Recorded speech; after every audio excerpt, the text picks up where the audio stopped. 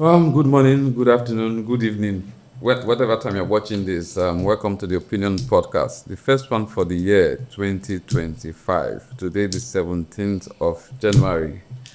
What are we going to be talking about? We're going to talk about Nigeria and what's happening in Nigeria. Today is going to be heated. I've got a veteran journalist, even if he does not call himself a journalist, but we all know he's a journalist. He's a political analyst. I also found out that he's into properties. So we're going to be hearing a lot from him today. We're going to be delving into his head of wisdom. Is a strong force when it comes to analysis in the Nigeria political landscape. He has been doing this for a very long time. I'm shivered. I'm afraid I'm having him on set. My heart is beating fast. I don't even know what to expect from him. But I introduce to you Mr. Mojid Dairu, a public affairs analyst. Mr. Mojid, thank you very much for joining us. You'll be surprised that I know a lot of things that you don't think I know about. Your intro got me shivering too. And in the studio with us, my usual guest analyst, the veteran broadcast delectable, beautiful Adora, Sydney Jack. Thank you. Welcome, Mrs. Adora. It's shivered. And the thinker is shivered. We'll quickly delve into the issues and what's happening in Nigeria. Nigerians are still suffering. We're still struggling. Inflation is still rising. It's in the rise. Food is still very expensive. Fuel, I hear, is coming down. The APC, I hear, are celebrating 1.5 per dollar from 800 that they met it, this regime. And a lot of things are happening. But we'll quickly take the headlines and some topics from the headlines. And the first one that is coming to mind is the one from Punch. Adara, Governors Forum are proposing new VAT sharing formula to the president or to the presidency. The governors are part of the archive of the presidency, so it's a whole conclave. I think that for me, it's just the issue of this tax reform bill. The VAT has just been ongoing. I think the back and forth on it. And the issue here is that they are saying that perhaps the outdated laws and approved the revised value-added tax distribution formula with 50% allocated based on equality. Okay. So they're looking at that as well. And then of course, the issue of the fact that the importance of updating the tax framework was one of the things in that report. And then, of course, looking at the fact that the approval from FEC forwarded 4 tax reform bills to the National Assembly, which are the core components of this argument. We've seen what the Northern Forum has also been saying. Majid has said a lot about it on different forums, but will it be passed? Some people say, regardless of the political intrigues, last, Omar must sign the bill. But Mr. Majid, I think that this is a political play coming to being, yeah? Because the thing came first from the presidency to the National Assembly, and they killed it. And now it's coming from the governors. And when it comes to the governors, are you thinking that the presidency has worked with these guys to see how they want to strategically put this to us and say that this is what's going to happen? But I think it's a good thing for Nigeria. What do you think? The development yesterday coming out of the Governors Forum meeting, which was supposed to be a joint session between the 36 state governors and the committee members on tax reform bill, for me, the outcome serves as the first major political defeat that President Tinubu will suffer in his presidency. And this might open the floodgate for many more, because this has shown his vulnerability. It has rendered him invisible. It has demystified his invisibility, his political invisibility. We had thought that he had that magic wand to make things happen within the polity. But I think those who are hell-bent on showing him that he has them to contend with may have just defeated him, if indeed the outcome of that meeting is a product of a joint agreement between his team and the Governors Forum. I say this because if this was a football match, commentators will label it as Lagos City Boys FC would have scored 0. Yeah. While the Kaduna Men's United FC would have scored three goals. That's Yes. 3-0. The outcome of the Governors Forum constitutive meeting with the president's team was a complete annihilation of whatever that bill stood for. Number one, the bill had initially, and which was the most contentious part of that bill, raised derivation from 20% to 60%. Whereas the outcome of this meeting has reduced derivation from that proposition to 30%, while maintaining equality as a basis for division of VAT at 50% that it was in the current tax VAT distribution formula. 50% was retained. And population still had 20%, while derivation was fixed at 30%. Now, if, for instance, derivation, which was the sore point, was fixed at, even if it was less than 60%, but it was more in terms of the components of the sharing formula. For instance, if you fix derivation at 40% and make population, say, 30%, and you make equality 30%, and then it would have been that the governors backed the present attempt to raise derivation, but reduce the percentage of derivation. But the fact that derivation comes at the bottom of equality, which is essentially the status quo, it tells me that aspect, that intention to raise derivation as the highest component of VAT distribution formula has been defeated effectively. Secondly, the attempt to also raise VAT to 7.5% and then 10% has also been defeated by the governors. They have said, we don't want a raise in VAT, and I'm sure Nigerians will applaud that aspect of it. Exactly. And the attempt also to kind of stop funding for NASENI, for Third Fund, and some other bodies that are tied to tax revenues have also been stopped by the governor. So the question will now be, what exactly is this bill representing as we speak? So the president can as well withdraw this bill and lay it to rest once and for all. So, Mr. President, Mr. Amaju says it's 3-0. Lagos FC boys are failing and they are fallen. So, Mr. Amaju, you are totally and utterly saying that the president's bill is going to fail. If what we hear coming from the governors from yesterday, it has failed already. I said the president wants to go ahead, in spite of what seems to be a joint resolution between his team and the governors forum.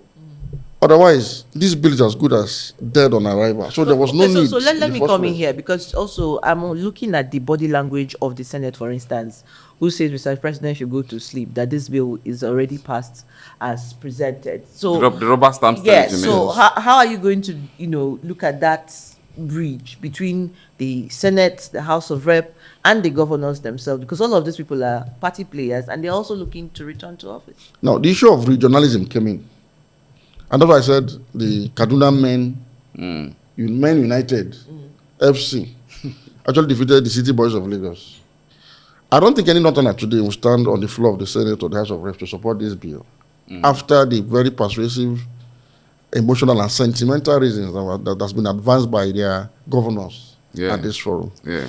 And if you recall, some of the reasons that the Northerners are advancing for opposing this bill are also affecting some states in the southeast and in the south-south. So what has happened is that with tactical support from these other less developed states, behind closed doors, they've just pushed and rallied behind the northern governors to advance this common concern of all the 36 state governors. So you discover that with the exception of maybe Lagos governor and probably Rivers, all other governors are actually behind Kaduna Men's FC in this epic battle. So it's a political defeat that will have reverberating repercussions for the president going to 2027 elections. But knowing the president for he is a political jugunu, our thoughts or public opinion are thought that at the end of the day, he was going to bring this with the senators, like they are going to reach an agreement that you want to return in 2027 past this bill. I think that is where he's going to hold them to ransom. That would have been possible if the president himself was a very popular president. He's not a very popular president. This is not President Buhari. The president himself depends on the governors for re-election because he will need structure of state for re-election, not necessarily depending on popular votes or people power. And so he needs the governors. And the governors themselves are the leaders of the parties at their state levels. Every senator you see today, every House of Representatives, owe their allegiance to their governors because they are there at the mercy of their governors. Governors simply write their names on the list of candidates moving to the party. The governors fund the party. Governors fund elections. Governors fund security operations that aid elections. Governors Fund enforcers of elections. And so for a president who narrowly snatched victory by a minority vote or total vote cast in the last election, and whose policies has even made him less popular than he was before the election, he would not want to risk any of his alliances if he intends to come back in 2027. So for all intents and purposes, the president has suffered his first major political defeat. So, President And Buhari... has been rendered vulnerable. And it's important to emphasize this. President Tinubu, you are vulnerable and you have to take a bow on this one. You have to take a bow. That's what Majid has said. We'll quickly move on. We'll come back to his policies and all of that he has put in place, how the previous government failed and he was still able to get power. That's Tinubu. We'll come to those discussions. Let's quickly move on to the next story from Vanguard. Influx of ISWAP. Southern governors mobilize, activate regional security. Regional security in the southwest, Amotekun, we have seen has worked. In Edo State, there was also internal security that Governor Obaseki set up. In the north, where insecurity has ravaged everywhere, do you think this kind of security architecture is going to work? Yes, it will work, but it depends on the theater of war. For instance, in the north, you have two major conflict zones. You have banditry, what you call banditry, in the northwest and parts of the north central. You have Boko Haram and ISWAP activities in the northeast, and in parts of north central too. But they're more active, of course, in the northeast, Borno, Yobe axis, for instance. For me, in tackling Boko Haram insurgency, and insurgency we've been trying to contain for 15 years now. This will be the 15th year since 2010. For me, there are two-pronged approaches we need to adopt now because enough should be enough by this time. Exactly. We need to do what Israel is doing in Gaza, in Borno. How? You mean bombing? Okay. I get it. You see, to defeat terror in the field of combat, it has to be a very decisive military operation. You see, the army is not trained for this kind of hide-and-seek warfare they are doing with the insurgents. No, the army is not trained for guerrilla warfare. The army is trained for conventional and symmetrical warfare. So this kind of asymmetrical and non-conventional warfare that is being waged by the insurgents against the Nigerian state is not something that the army, or any army for that matter, is accustomed to. The army is supposed to go in and destroy. But in trying to avoid civilian casualties, the army cannot wage a conventional warfare against an insurgent group that is becoming a conventional force of some sort. They're able to attack and hold territories. As we speak, they still control territories. Exactly. In some parts of the northeast. So we need to change tactics now. What we need to do is to create a safe corridor from the northeast deeper into Nigeria. Not in Nigeria, not in Chad, no, into Nigeria. That is, people should be allowed to move. It's like relocating people now from combat zone. If you know you're not a Boko Haram member or affiliate, there should be a time frame that will be given for evacuation of civilians into this safe corridor. But it should be inside Nigeria where if there's an infiltration, it can easily be tracked and contained. Let me come in here because this thing you said just reminded me about this headline because the headline came as a result of the Southern governors for a meeting to say ISWAP is, finding refuge in the parts of Southwest where they are pushing them away from the North. Southwest and South. And South Side are pushing them down. And so they need to review their intelligence mechanism and see how they can repel. Yeah, they can repel. So if you're talking about moving them away and finding a space for them, and still within Nigeria, wouldn't they still be encroaching in certain spaces? Thank you very much. Yeah. I'm talking about civilians, not ISWAP fighters. Okay. I agree that there could be infiltration. That's what I said internally. It's move inwards, not outwards, so they can be tracked and contained. The reason we are able to detect ISWAP elements in the south, south, and southwest is because they are inside Nigeria, where they are confined within the borders of Nigeria. If they are operating on the fringes, on the international border areas, you cannot easily track and contain them. Okay. Now, having done this, the military should move in. You see, first you go in with your air force. What I thought about Gaza, before the bombardment is carried out in Gaza, leaflets are drawn for people to move from targeted areas. But we know that the time frame is always very short. I mean, few minutes, sometimes few seconds. But they still drop leaflet and say, look, move, we want to carry out operations here. In our own case, it's not going to be that hostile because you know that the Israelis are fighting a mortal combat with people they consider their enemies. Yes. But this is an internal warfare. So people should be allowed to move. And the army should go in freely and wet the entire area. When I mean wetting, I mean bombardment, consistent area bombardment for months. After which you move in with heavy artillery and armor corps to do ground clearance. It's when you have done all of this, you cannot send in ground troops to occupy and hold these territories and prevent the occupation of this territory by these people. This is on one hand. Now, to aid the army, the civilian JTF that is currently helping security forces to carry out operations should be reconstituted into the Civil Defense Corps. I've always been at this point. You see, counterinsurgency is usually led by the people concerned, On ground, yeah. not the armed forces, because the army must follow rules of engagement. But if I'm a civilian and I'm part of the counterinsurgency and I have the equipment to do that, I can stay in my home and repel attacks. So civilian JTF should be reconstituted into a volunteer corps in the civil defense and be handed the right caliber of arms. You cannot be fighting Boko Haram with den guns. Give them that AK-47, give them the machine, so that they can form the first line of defense in their communities.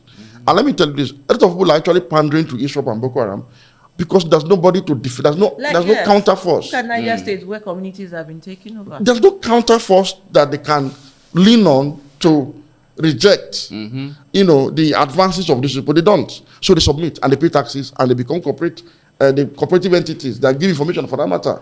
So you need to strengthen civilian defense mechanisms in the Northeast, combined with serious military assault.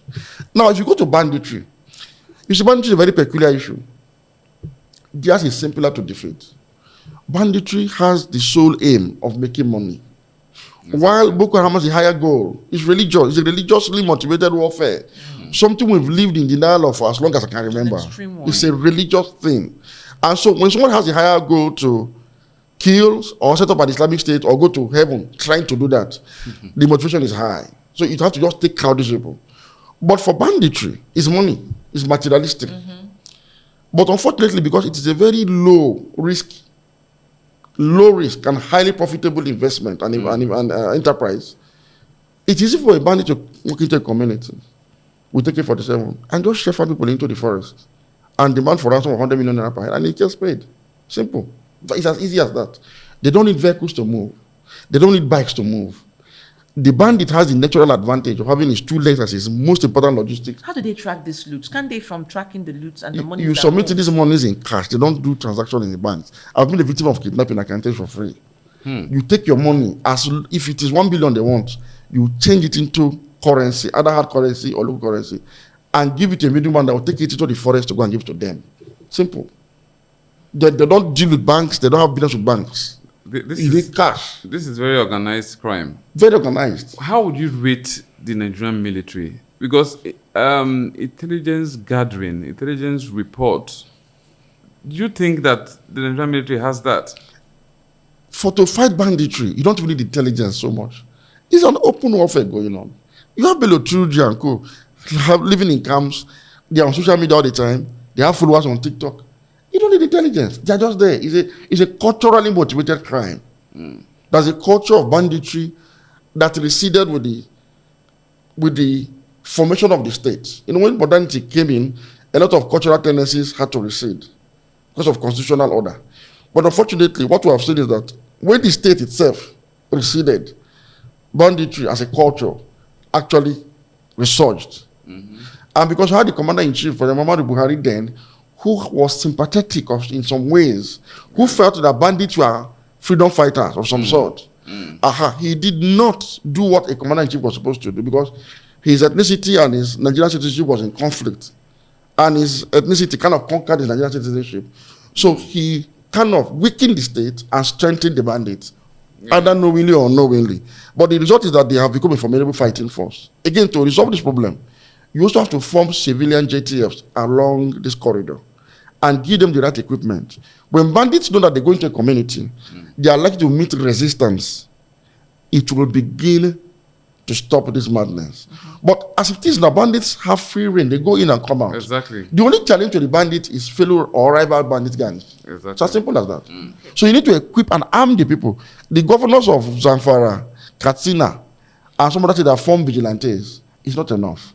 You can't fight bandits with then guns. Give them the right caliber of arms. Again, if you fear abuse of some sort, conscript them into the civil defense. I keep using the civil defense as a point of reference because, for me, among all security agencies, that is the most closest to the people. close to the people. If I have a mandate to ensure safe schools, yes, but they are part of the safe school initiative. So, incorporating people into the civil defense, the difference is the federal will not bear the responsibility. The states will pay their salaries and provide all that they require, but they'll be under the conventional authority of the civil defense. So that whenever they want to misbehave with their privileges of arms, they can easily be disbanded or sanctioned. But we need to go that route so that the people can have empowerment to again serve as the first line of defense. While the army will not take the war to the bandit camps through aerial bombardment as well. So if you know you live in the forest with the bandits, live there if you're not a bandit. Otherwise, let this thing be done so that Nigeria can have a breather. And I'll tell you why I'm saying this. Boko Haram might be restricted to the northeast. The Nigerian state might think it is a sign of victory, and I'll tell you it is not. It is a strategy on the part of the terrorists to drain Nigeria's resources, including manpower, from one point, from one theater of conflict. And they will just take Nigeria by the call to prayer on a Friday, for example, and all of us will just collapse to the New Emirates, and that's all. If you check the number of officers and men we've lost in that theater, I can tell you without fear of contradiction that it might equal to what we lost during the Civil War on both sides. And it's continuing. What you see reported in the media is not a reflection of what's on ground. These people have gone ahead to plant IEDs everywhere. So for how long are we going to contain with this? So we must take that decisive action today without any sentimental consideration. Otherwise, I fear that the Nigerian state might eventually collapse and fall to the control of non-state actors in the northeast and in the northwest. Mr. Majid, you've not rated the military. Well, in terms of intelligence, like I said, banditry is not something that is hidden, that requires so much of intelligence. It's open. In fact, information is out there for everybody to see. Everybody knows who the bandits are, how they operate, and what they do. As the Nigerian military failed? Again, the military is not oriented towards fighting asymmetrical warfare or non-conventional warfare. Or no? You see, I cannot say they failed. You know why? 2 reasons. They are not trained for this. So we're now saying we need to adjust their training model to reflect the current realities. So I think the people that have failed really will be the federal government that controls the armed forces. They have a defense minister who should be thinking along the line to say, look, how do we retrieve the army and other security agencies to be able to take up this challenge? That has not been done. So you mean in 3 dispensations, the Goodluck dispensation, the Muhammadu Buhari dispensation, and the Tinubu dispensation, those federal governments have failed in fighting insurgency? Yes, they failed. What is the quality of the defense minister they've appointed across board? Let's look at it.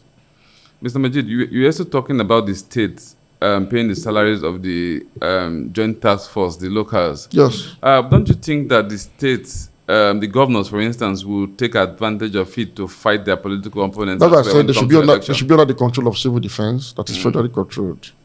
So that if any time they want to display that kind of tendency, there is either disbanded and blamed on the governor if insecurity spikes. To say, look, we had this arrangement, but the governor is using it to fight his operation, so we disbanded it. So hold the governor responsible. So you don't support state policing? At this stage of our development, I do not. And let me say this too. I think already we have a state police in place. I keep making this point. We have the police of the federation. The police you're having today is not a federal police. It's a police of the federation. That's why they are devolved down to the local levels. For instance, if you go to a local government in Nigeria today, you have a DPO, a divisional police office. Every senatorial district will have an area command. The state will have a state command. Commissioners head state commands. Assistant commissioners of police will head area commands. And other lower ranks will head the divisional police offices. So far, governors support these formations with whatever they have. Now, these are the primary law enforcement agencies across the country. What I think we should demonstrate now is what states like Lagos have done in the past. How much of funding has state governments been able to give to these formations and not to misuse them in the process. FCT, for instance, remember when ACOS was introduced by the El-Rufai administration? In FCT, we go to clubs in this town, come back without any incident at all. That was where you could sleep, you could leave your door open and sleep on the highway. Exactly. Because you cannot drive 100 meters or 200 meters without meeting ACOS patrol vehicles, brand new cars, well motivated. How many states have been able to do this in their own states? The government of Fashola ordered weapons for police officers in the state, and it was delivered. Let us start from there. Secondly, we point to America all the time as a reference point for success of state police. There's a conflict that we're likely going to have in Nigeria. And what is the conflict? If you observe, what qualifies as the federal police structure in America can be the FBI. Right? Yes. But you have county, state police, and all of that, and all that. If you observe, the FBI does not have an office in any county that you can go to and report crime. Yeah. If you have any complaint, you still go to the local police to report. Now, the FBI simply comes in through intelligence when they are following a crime, and somehow they're able to track the criminals to a crime scene where the local law enforcement are also present. They now collaborate to resolve the matter, right? In the case of Nigeria, what are you going to do with the current structures of the federal police? And if you have federal police DPO in my village and the state has its own DPO, if I have a complaint, which of the DPOs will I report to? The local one. The local one. And but if I fear that I don't get justice from the state government, because I'm in the rival party, I go to the federal one. As you can see, you kind of have two emirs now. One is federally controlled, one is state controlled.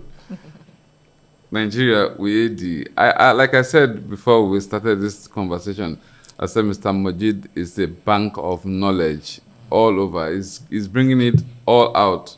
We'll continue. Adora, Mr. Majid is hitting us hard.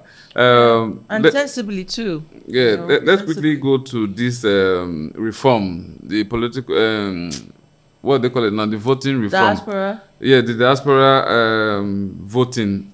Okay, yes, that was the National Assembly. Yes, that was the headline. I thought they had said that they want to continue the reforms of the Electoral Act. Okay, so basically, I think that headline was from Guardian, where it says National Assembly rejects diaspora voting as remittances hit $90 billion in 5 years. And that's coming from the NITCOM, Abike Dabiri's commission, when she went to the National Assembly to do her budget presentation.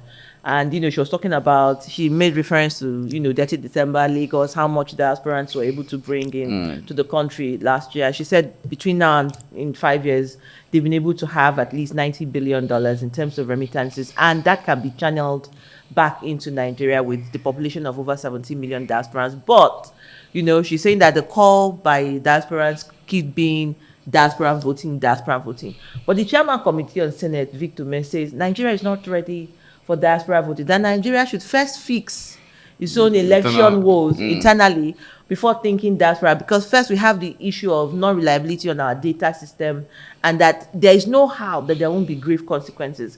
But then the people say, change is dynamic. If you're going to do a total electoral reform, you must also consider that those in diaspora who are Nigerians are Nigerians. But I don't know how that is going to work, because this bill was sponsored by Tajuddin Abbas, co-sponsored by Sadiq Abdullahi from Kaduna State. And the House of Reps seems to be going for it. When the speaker, sponsors a bill, there's an energy around it. But the Senate is at variance with it. Mr. Majid, I'll bring this question to you. Nigerians in Nigeria don't even have the right to vote sometimes. Every time we hear people saying, we did not vote here, and the votes will count. How do you think when Nigerians in Nigeria have not voted and Nigerians in diaspora want to vote, do you think it will work? It might work in the diaspora because they have a system there that they can deploy to monitor and organize their own voting patterns. Now, but the problem is, we also need to fix the one at home. So you agree? It's very important so that we can have an election that reflects the people's will. And in reforming our electoral process, it's not going to take legislations. It's not going to take new laws. It's not going to take technology. What it requires is a decision by the political class to say, look, enough is enough. Can we just allow people to vote and let their votes count? People's rights to count. It's a decision. You see, leadership is a decision. Look, I want to do this. let this be done. Whatever, even if it's at my own cost, at the cost of my own political ambition, let it just be done. Our political class across board have not reached that decision yet. But sincerity of purpose, I think Yaradua had it to when he says that the election that brought him into office was marred with fraud, irregularities. And he wanted to make that reform. Apart from Yaradua, who would you think has gone to make that kind of change? Of course, Jonathan tried to see through He did sign the bill. Yaradua's reforms, and administratively, he allowed for some improvement in the electoral process. So he saw through to a bit of conclusion and became a victim. Ordinarily, that should have been a signpost that our democracy has matured after 16 years. But those who succeeded Jonathan refused to deepen that reform. President Muhammadu Buhari, for instance, refused to sign an amendment to the Electoral Act 4 good times and went ahead to conduct an election in 2019 that was worse than what Yaradua complained of in 2007. So that now made Jonathan look like a naive politician who should not have lost power in the first place. And nobody wants to be like a Jonathan anymore. Thank you, Mr. Majid. Nobody wants to be like a Jonathan because nobody wants to lose an election because Jonathan tried to do that and he lost. Let's go on a short break. We'll be right back.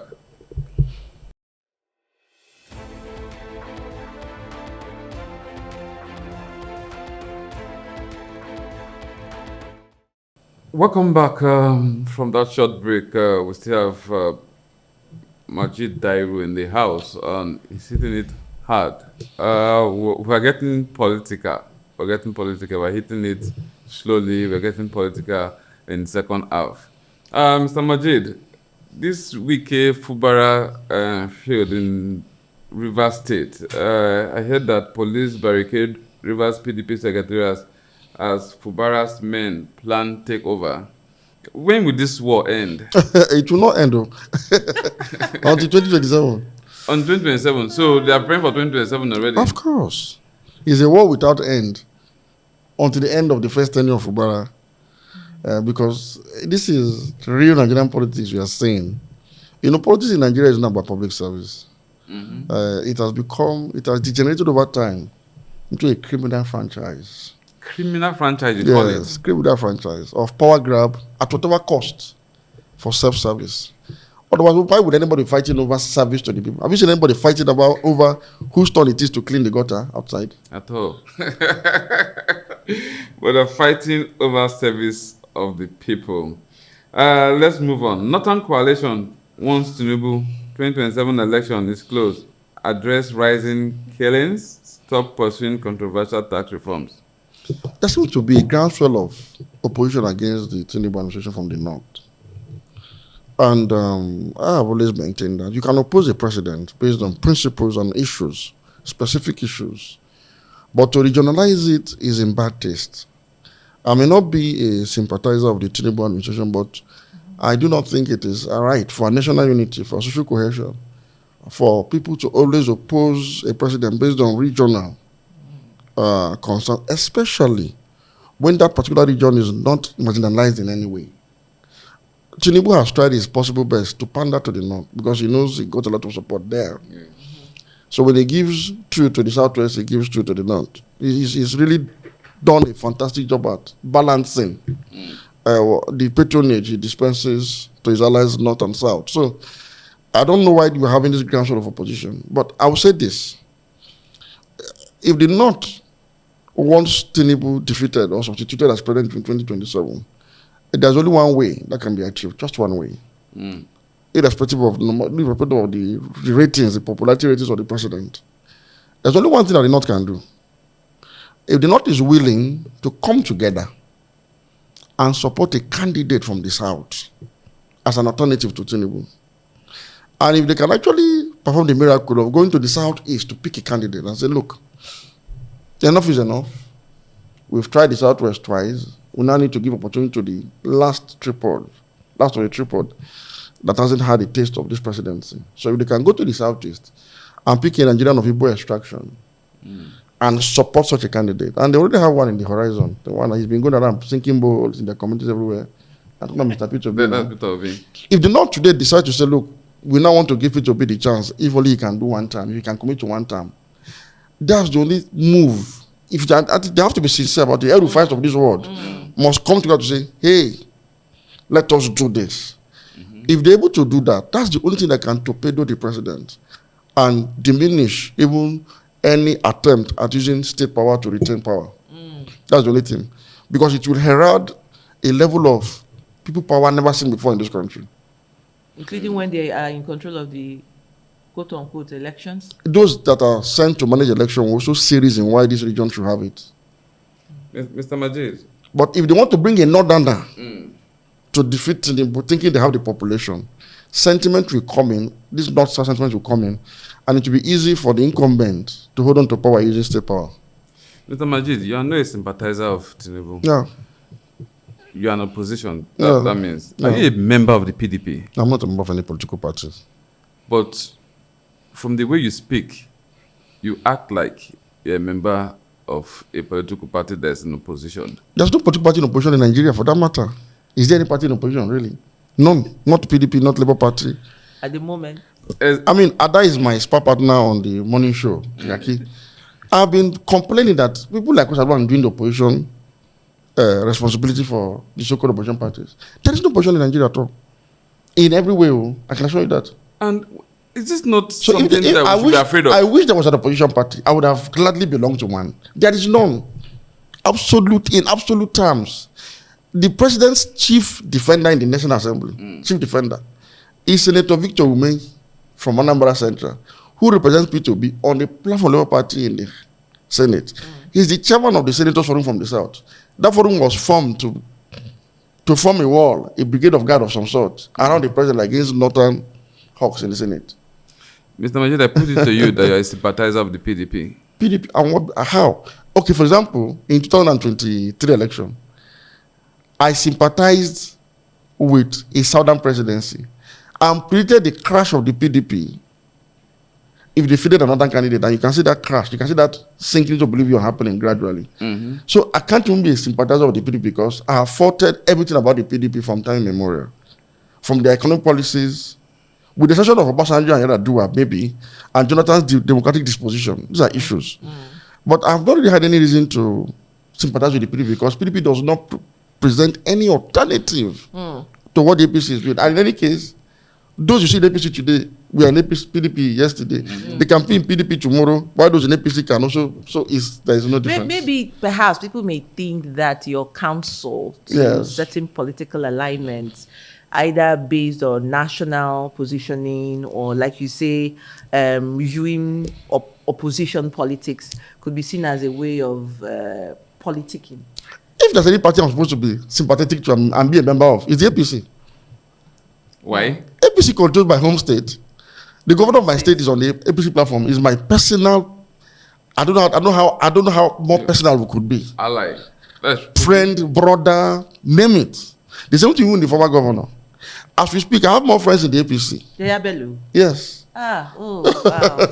I have more friends in the APC as we speak than in the PDP as we speak, including those in the government of the current administration. If I let me tell you something, if I'm interested to know this, when I will make certain critical comments on TV, on radio, APC people actually reach out to acknowledge that, okay, you are right on this, we have difficulties adjusting to this. They try to make some explanations.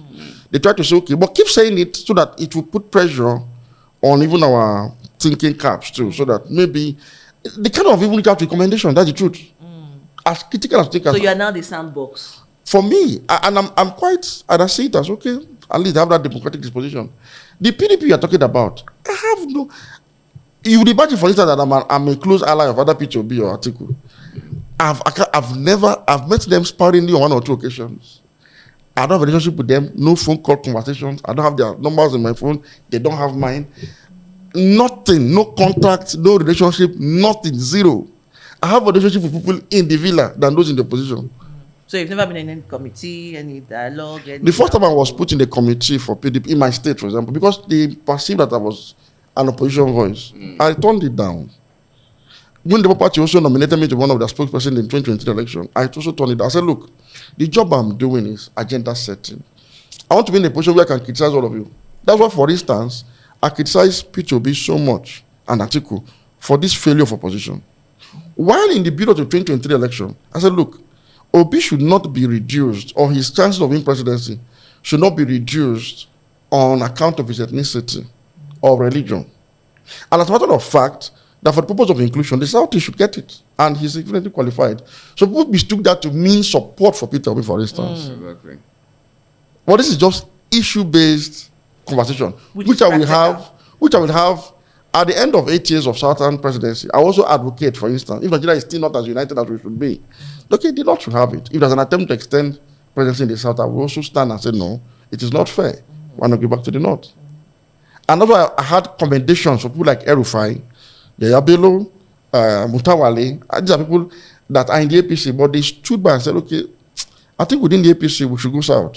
Even when some people wanted to retain power in the North. I commend them for that. I said, well, whatever it is what, the symbolism, the optics is right for Northerners to be seen, working to say, look, give power back to the South. It's good for national unity. Thank you very much, Mr. Majid. Going into the 2027 election, I know in one of your interviews that you had, you said that the PDP went to the election with 3 candidates. With 3 candidates. But I know that they went to the election with 4 candidates, even more than 4.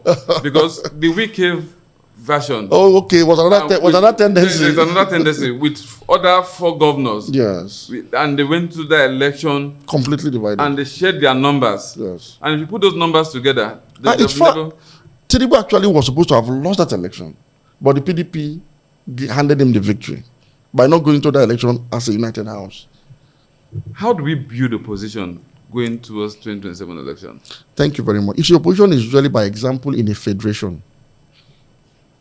You see, a federation provides an opportunity for the opposition to simply oppose by example. You don't have to talk. You don't have to have a spokesperson.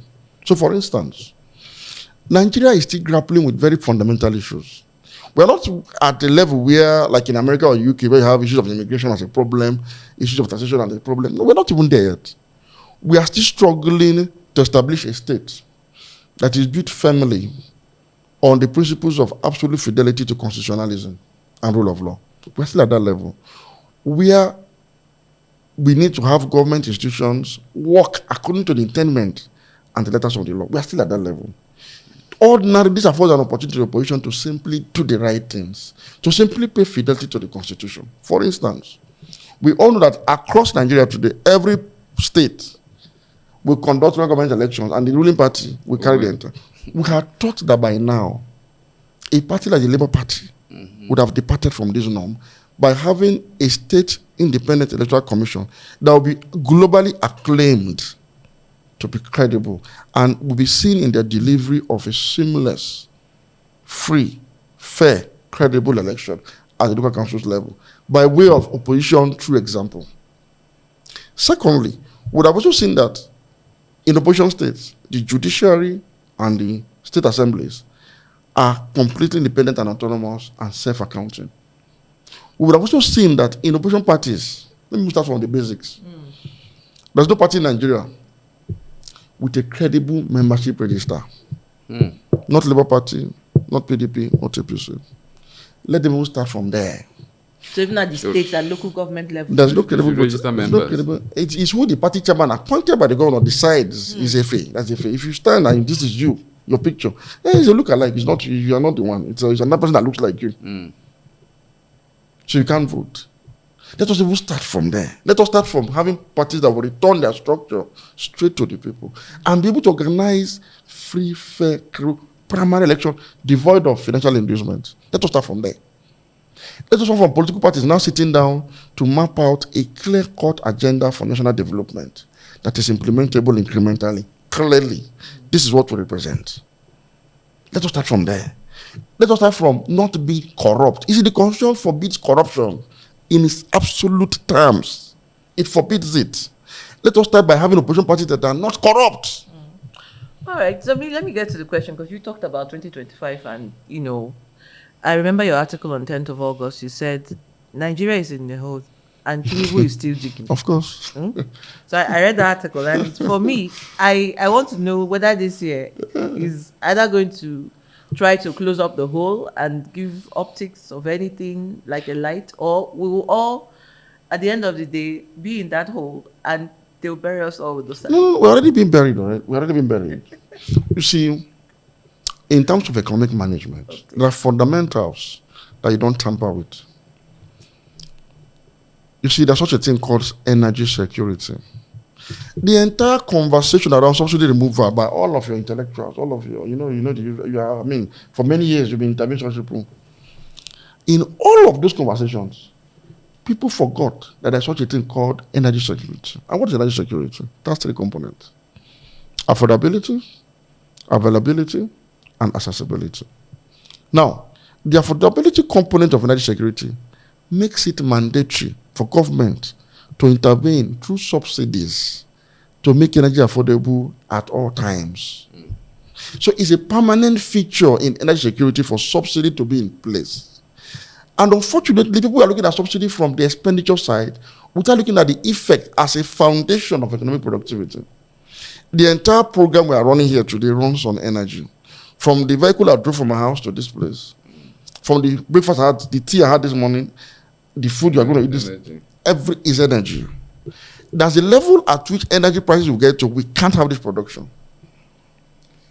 So when they remove subsidy on petrol, which is Nigeria's most utilized energy product, he threw us right into a hole that is bottomless and that has no light at the end. And unfortunately, when the protest took place, the hunger protest, he doubled down and said, look, I am going to continue with these policies. Exactly. He doesn't want to reverse it, though. And let me tell you, the price of petrol that came down was just momentary. It is going to go up. The way it is structured, it will never come down. In fact, the only reason that we are still buying petrol at about 1,000 naira is because government has reversed its policy on flotation. If the government had allowed naira to float continuously, by now would have been in Zimbabwe, and the price of petrol would have been probably 100,000 naira per liter. So they are controlling whenever the price or whatever the foreign exchange or market is depreciated against the naira, they intervene, they auction dollars to bureau change to bring it down to 1.5 and celebrate it, as you rightly pointed out. Without that intervention, if you refloat a currency, it will keep floating, especially in non-productive economy like Nigeria. These two policies has created problems that cannot be resolved until they are reversed. You see, you're saying it, yes. Just to bring it down home affair. Over the weekend, my little niece came and said, Auntie Dora, I think they're stealing the slices in the bread they are giving us. I said, no, they're not stealing it. She said, no, Auntie Dora, this bread used to be 25 slices. Oh my God. She was counting. In a bag. But now they are 19. So they have stolen the other slices. And the price has gone up. And Of course. I said, no, darling, the flour is not available, so they have to reduce it. She said, T-Pain.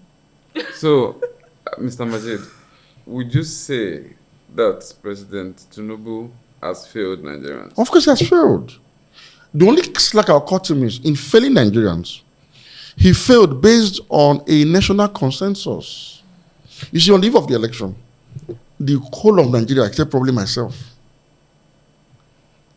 agreed that subsidy should go. That's why he earned praises immediately he pronounced it and was hailed as being courageous. I would say there's nothing courageous about abdicating a key responsibility of providing citizens with energy security. It was only when the prices depreciated to this level and the hardship setting and hunger setting that people started realizing that it was a very wrong policy. So to that extent, you can say, well, he did something that everybody said he should have done. The inaugural dinner, for instance, at the inaugural dinner, Akim Additional was the special guest of honor. And he had one agenda item on his paper. Remove subsidy as soon as you assume office. So there was an overwhelming demand for that. So when he did it, you could say he responded to what was the national consensus. We call for it. But 1 year later, when you've seen the damages this has caused, you are, as a leader, you should be courageous enough now to restrain your step and realize that without affordable energy, our economy cannot grow. There's a reason why, for instance, when you import a pair of shoes from China and you ship it to Lagos port and you truck it to Ariana market in Aba, it will be cheaper than the one that was manufactured in Aba there. Because China spends trillions of dollars annually subsidizing energy. In addition to single-digit or zero-digit interest rates for financing, and many more other enablers for productivity. America till today, till tomorrow, will and must subsidize energy. They subsidize petrol in America. The same thing with Saudi Arabia. They subsidize fossil fuel energy. In fact, the three subsidizers of energy in the world, fossil fuel, is Saudi, China, and US. Now look at the prosperity quotients in these countries. That's the reason why they are prospering. That's why they are wealthy. Because subsidy on energy is an investment in productivity. But our policy makers got it completely inverted and have gone this way, and now we are in a mess that they cannot solve by the distribution of rice and gari as palliatives. So it must be reversed. Unfortunately, back to the issue of opposition, neither Atiku nor Peter Obi has developed the balls enough to say, we too have realized our error of judgment on these policies. And if we the opportunity, we're going to reverse them. We're going to restore subsidy on energy. They've not been able to declare that. So looking at 2027 election, Tinubu is going to lose? It depends on the dynamics. If the opposition, maybe the North. The opposition that we don't have? Well, what we have is the regional opposition. The North seems to be quaking around the opposition to Tinubu. I think they have a sense of entitlement over his administration. They feel they give him power, and they should give them much more than he's giving them, that they deserve more. So you can see that is the reason why you are seeing oppositions around. And so someone like Erufai seems to be going up and down, trying to organize opinions around how to checkmate the president. If they bring another candidate as a replacement for Tinubu, Tinubu will retain power. You know why? Not because he's going to win popular votes, but you'll be justified to use state power to retain power for the purpose of equity and fairness. Mm-hmm. But somebody like Tinubu, that even when he was not president, he was powerful. Yes. And he said that power is not served a la carte. Mm-hmm. You have to take it. Yeah, you have to take it. And now he's president. Don't you think that he would do everything to take it? That's why I said the only thing I can remove from no power, matter the kind of candidate that you bring, whether he the only chance that he can be moved from power, if he does not improve on his governance style, and Nigerians don't get this improvement in their lives, the only chance of moving Tinubu is if the power brokers in the North, take a decision to support Peter Obi from the Southeast. It will create something. You see, Tinubu himself will not have seen that coming. I won't prepare for that. And so that miracle will lead to his removal from office. Even if it's one term. If he commits to one term. But if the North decides to bring one of them, one of theirs, Tinubu will win an election by any means possible, and it will be justified within the constitution around power rotation between North and South. Because if they don't give us Buhari for 8 years, a disaster, they have to endure the Southern Tinubu for 8 years too. So Buhari was a disaster. Oh, disaster. Unmitigated, without proportion, without dimension. But Nigerians are not ready. If Buhari was a disaster, why still vote an APC president? Nigerians I think the idea, two things we are actually at work. Again, part of Buhari's failure was not to have been able to even decide a proper transition within his own party, to say, okay, this is who I want to present. He should have been able to acknowledge his own shortcomings and flaws and say, look, I've identified somebody that can do better than myself. He didn't do that. And so, you see, Nigeria's political process, he wasn't even firm about that. He left it to the party to decide. If it was firm, it would have come true. Now, you have to understand one thing about Nigerian politics too. It is driven primarily by the identity of ethnicity and religion. But you had the Muslim ticket for APC, and the constitutions around North-South presidency. And the reward system for identity politics is not good governance. It's what you call patronage, which is a sexy name for corruption. Very sexy. Very sexy name for corruption. It's actually corruption. And that corruption starts from the party process. So when you hear that dollars were deployed to buy delegates, it's part of that patronage system that defines identity politics. So in other countries where you have liberal democracy fully in place, without identity, where it doesn't matter your ethnicity, your race. So someone like Kimberly, for example, spent less than £500 to become an MP. And less than 10 years later, she is the leader of the Conservative Party without breaking the bank. On the strength of ideas, Nigeria is not there yet. So Tinubu was the biggest spender in the APC ranks. He was considered as the only one that can bring about a formidable force that can check Atiku, who emerged from the PDP area. And outspend him. That was the basis. So it's about spending. Yes, because identity politics in Nigeria is patronage. The patronage starts from the polling units. So for me to vote for somebody, you have to pay me, because the idea is I know that it's not going to deliver good governance, so pay me to go and vote. But that does not mean Nigerians themselves are inherently corrupt. No, it's when they now have a choice that they vote. But Nigerians proved something in the 2023 election. When they voted for a Peter Obi without one dime, and in fact contributed money to vote for him, and it took not just 12 states, 11 states for the FCT, making 12 states, but took some of the most important states in Nigeria. It showed that Nigerians are able to identify an alternative and vote for the person selflessly. But unfortunately, the opposition parties have not been able to organize themselves to benefit from this inherently progressive nature of the Nigerian voter. which would have been free of charge. Free of charge. All you need to do is bring someone that is credible with a proper track record and who has the strength of the ideas that can motivate people and stir people to say, look, this is worth sacrificing for. Nobody has been able to come out on that, including a pledge, for instance, to say if you vote for me in 2027, I will reverse subsidy removal policy. Nobody has been able to say it. See what happened in Ghana. You know, when the president boarded the plane to go for the inauguration of the new president of Ghana, I was wondering, you know, what are the lessons? What's going to be the exchange in terms of the process of that election, how Mahama emerged? You know, the conversation has continued to be mind-boggling, because one thing is, you find that we do see examples Close by. I mean, they are very close to us. next door. So how do you now manage to hold your head up in such committee of nations? This brings me to another topic I think we need to have an And then elaborate the discussion chairman of about. ECOWAS. I don't know if you've been to Ghana before. Yes, I have. Thank you. There's something we would observe about Ghanaians. Unlike Nigerians, Ghanaians have attained some level of national integration. In Ghana, if you ask an average Ghanaian your ethnicity, He feels like you're he's embarrassed. insulting He him. feels, why you bother? You know, we like to ask that kind of, which tribe are you? Are you Ewe? Very from Are you Ga? We like to ask that kind of question. Where are you? Omo Igbo? Uh-huh. Are you from Kogi? Exactly. Igala. Igala. We like that kind of nonsense question. To the Ghanaian, he's a Ghanaian. When you drill deeper, he goes to the region he comes from. And when you want to know his ethnicity, you see that reluctance. They have been able to overcome that level of development thanks to the leadership of the former military ruler, Jerry Rawlings. He was able to forge a nation. Don't forget that Jerry Rawlings himself is of Scottish ancestry. So he was able to forge a nation out of the multi-ethnic nationalities of Ghana. And so today their politics is not identity-driven like Nigeria's politics.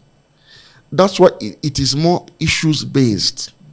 That is why it was possible for Ghanaians to almost elect a Muslim vice president in this last election. People failed to notice that Mahama's rival was a Muslim who came close to winning too.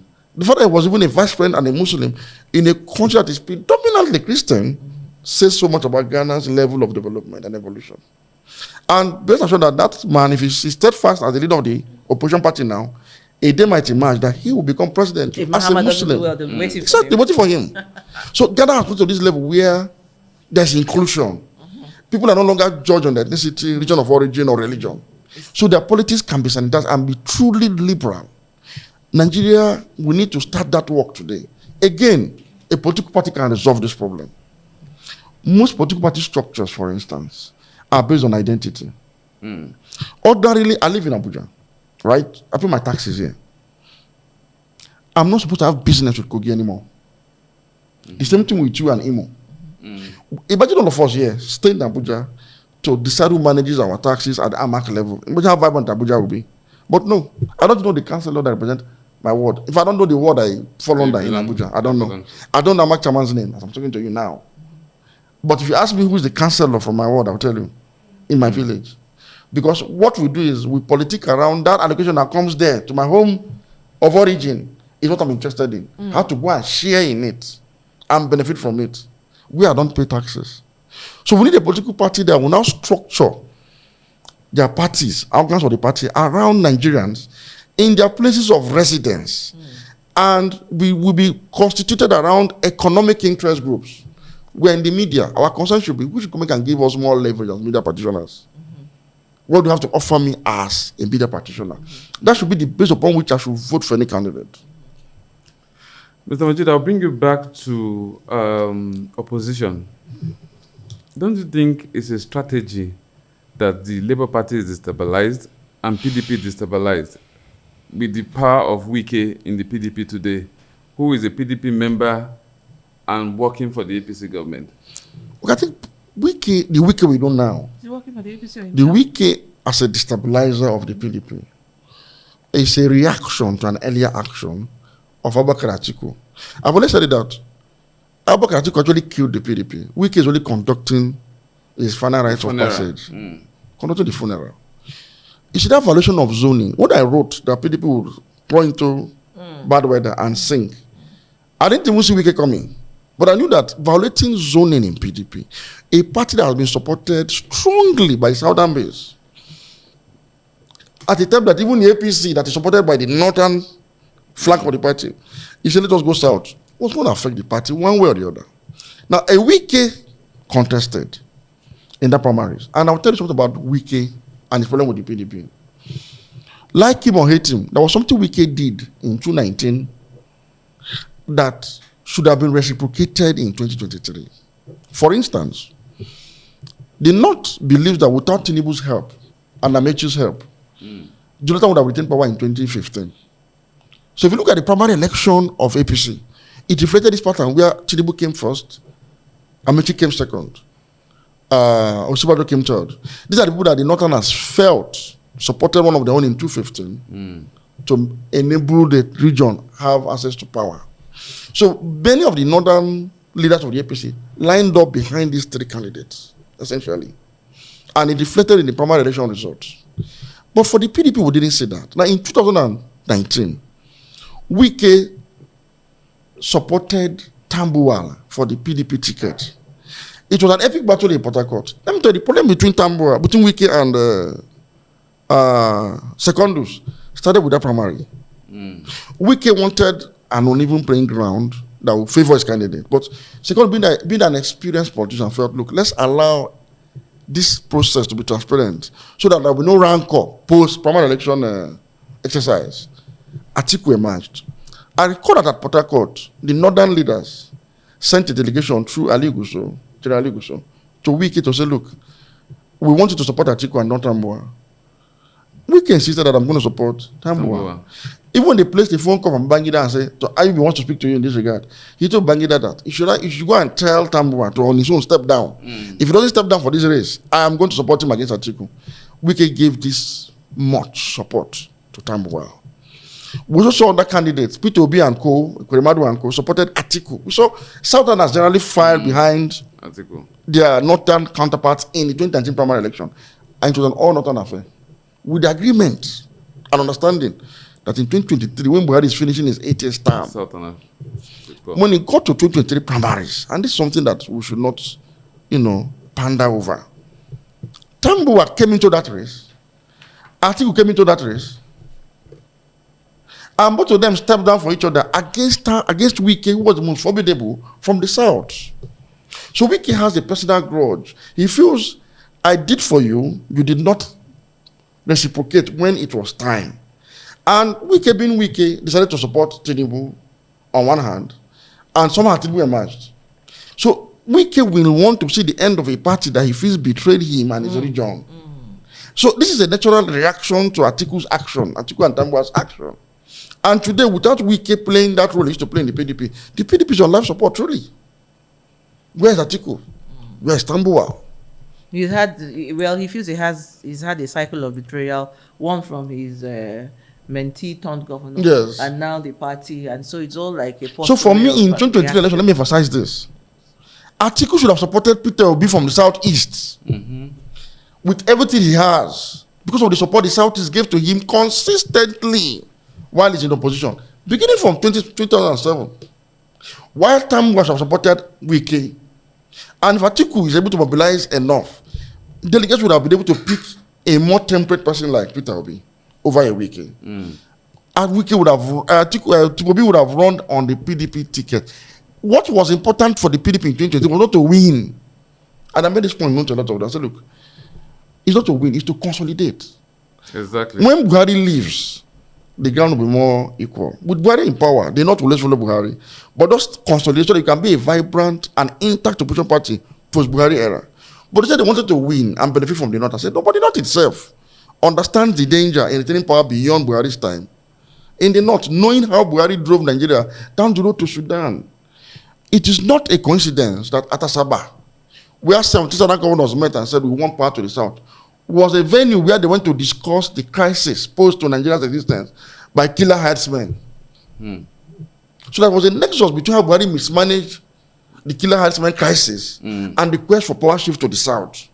So these two were intermingled. It was like the only way we can save this country is to have a non-Hausa Fulani man from the south as commander-in-chief to be able to check the activities of these people. These two, it was an existential issue. And for the first time, he brought the southwest, the south-south, and the southeast together on one table.